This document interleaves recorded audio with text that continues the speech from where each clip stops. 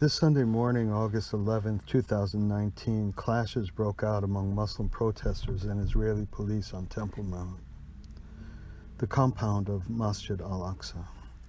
This happened in relation to the confluence of holy days among Muslims and Jews, Eid al-Adha for Muslims, commemorating the end of the annual Hajj pilgrimage, and Tisha B'Av, the Jewish fast day when Jews mourn the destruction of the temple, one of which stood on the current site of Masjid Al Aqua.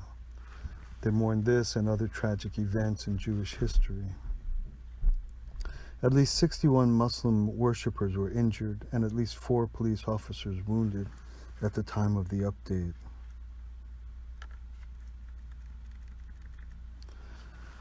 I'm upset by this development for many reasons. Leaders in all areas had more than sufficient advance warning of the confluence of these holy days. Care and preparation was not fitting to meet a day so obviously rife with the potential for conflict. There should have been close collaboration among leaders from all communities and among all sectors of social leadership, including religious leaders, political leaders, and leaders of security forces. The goal should have been for worshippers of every community to be able to fulfill their sacred devotions in an environment of serenity and order. That's the goal. Plans should have been to get us as close to that as is possible. It's my view that the centralmost figures responsible to guide and plan for in anticipation of occasions such as this are the spiritual and religious leaders. Leaders of all related religions should have been the preeminent peace-minded force in discussions, and political and security leaders should then work closely and intimately with that group. There is no excuse for any religious leader to perpetrate any spirit of hostility, which is exactly what in fact happened. This is a disgrace. It's a black mark on religion, religious life, and religious practice. Political leaders should properly have the opportunity to work in close consultation and be guided by religious leaders who could explain to them the subtle sensitivities of their respective communities. But in the absence of spiritual leaders who are harmonized across the boundaries of traditions, political and security leaders are left with no help or insight, no one to turn to. This is what's angering. Enlightened and peace-oriented spiritual leaders should be in constant collaboration to forge designs for harmonious co-living and mutual support for each other's believers. These permanently engaged multi-religious leadership groups would naturally be all over a holy day like this. Preparations would be as normal and as plain and obvious as putting a banister on a steep staircase. The need is obvious.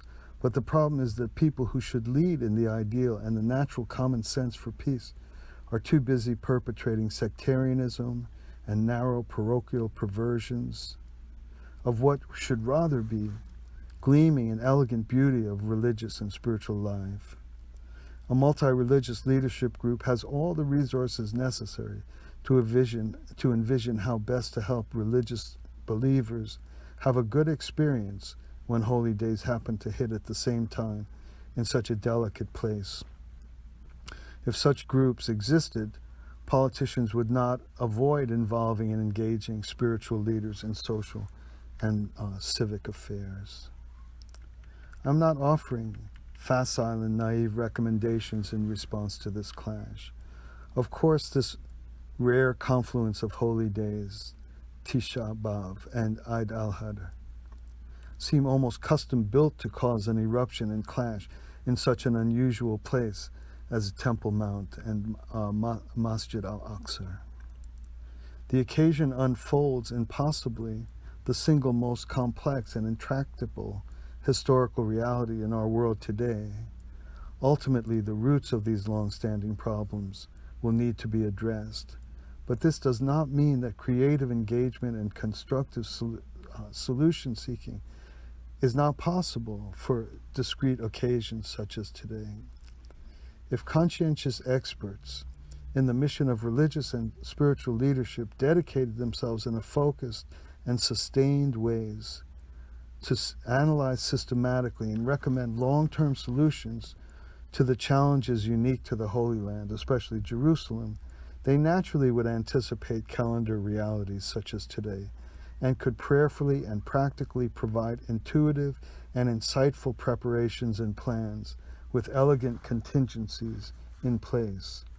Then, not only could they guide and offer recommendations to political and security leaders, but also for proper messaging among their lower local imams, rabbis, and other religious leaders in their respective traditions. For those not familiar with the subtleties and complex labyrinth of sensitivities surrounding what the Jews call Temple Mount and Muslims call Masjid Al Aqua, a huge issue has to do with the right of non-Muslims to visit this sacred area of the masjid. Sadly, sensitivity is wildly intensified if the visiting group or individuals in question are Jews. This traces back to Israel-Palestinian issues, so-called occupation issues, and so forth. It is strongly possible that the heightened sensitivity to Jews is more politically driven than religious, and pertains in the minds of many to what they call the occupation of Palestine. This precise area where Masjid Al Aqua sits just atop the western wall, the sacred prayer space of Jews, is the white-hot center of this political and historical clash. It is actually a testament to good that fragile peace obtains in this vicinity the vast percentage of time. There need never be the kind of clash that we saw this morning. Genuine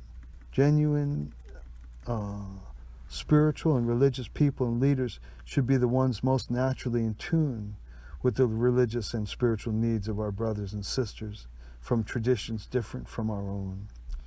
Theoretically, faithful and practical Muslims should be way ahead in her ability to understand Jewish life and needs, ahead of even the best person who has no religion in their lives.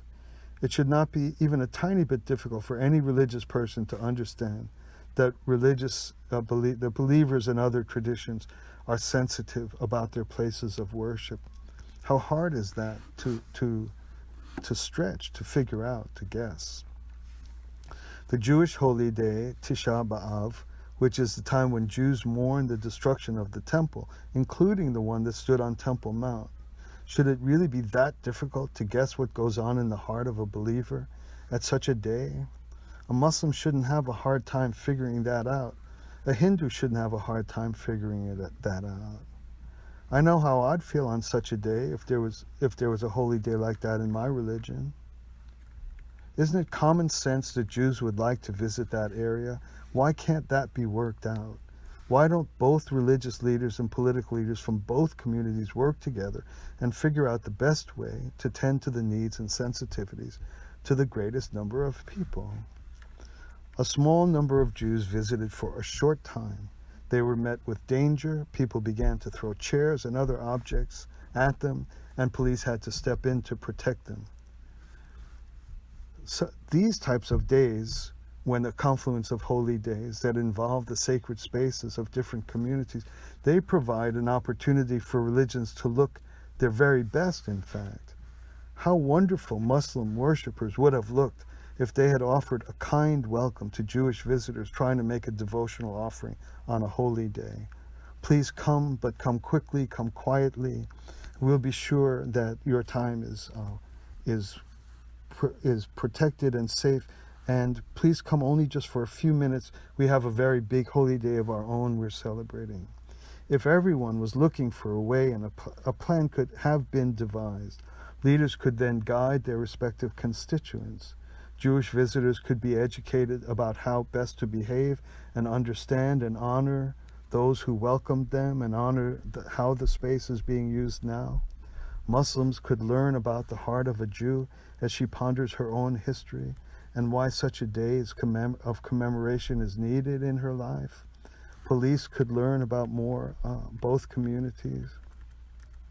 The ideal of generosity and hospitality is paramount in Muslim life and culture. It's exceptional. There's much in the teaching about genteel embrace and the ideals of dialogue and conversation with non-Muslim believers.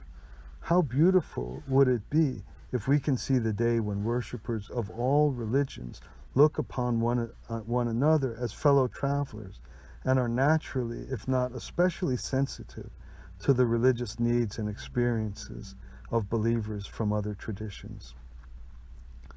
If I learned that there was a Muslim holy day and that there was no place for Muslims around to offer their prayers and devotions, I would hope that my simple and normal reaction would be to open up my church or my house or my temple.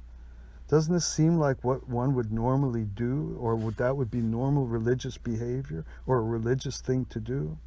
My hope would be that as a Jew or a Hindu or a Christian, I'd be knocking people over trying to get people to come pray in my church or my house or my temple. What possible other way is there to practice my religion? Then when the worshipers leaving my mosque or my temple, wouldn't they say thanks? Wouldn't they be grateful? Wouldn't this be a time of intimacy, of harmony? Please be sure to come pray with us if you ever need, they might say as they left. I'm not being simplistic in this recommendation and this call for religious leaders to teach in this way. The call is nothing else, nothing more than to put spirituality and religious ideals first in my teachings and and how I expect my fellow adherents to behave when they encounter people just like themselves in a different religious tradition. All leaders in Israel and Jerusalem should have been working together for months in anticipation of these two particular holy days of today. They should have had as their goal for as many people as possible to be able to offer their sacred devotions in the optimum and in a serene and welcoming environment. Once this is the goal, led primarily by a consortium of enlightened religious leaders from multiple traditions, then the next step is for politicians, security forces, and others to try to see to meet the practical challenges and difficulties of trying to get as close to that outcome as possible. Get as close as we can, try our best, apologize where we fall short, and try to do better next time. Now there was trouble this morning. I pray that this will pass quickly, that it won't take root, and nothing will escalate from this. I pray for any who were hurt and injured, and I pray that from now we can work more conscientiously and sincerely and in a mind and attitude of minimal common sense and decency, care and generosity and hospitality toward all, even those who are strongly and completely different from me. This is not a complicated matter. May there be peace in Jerusalem and among my brothers and sisters, among Muslims and Jews, and the world over. Thank you for listening.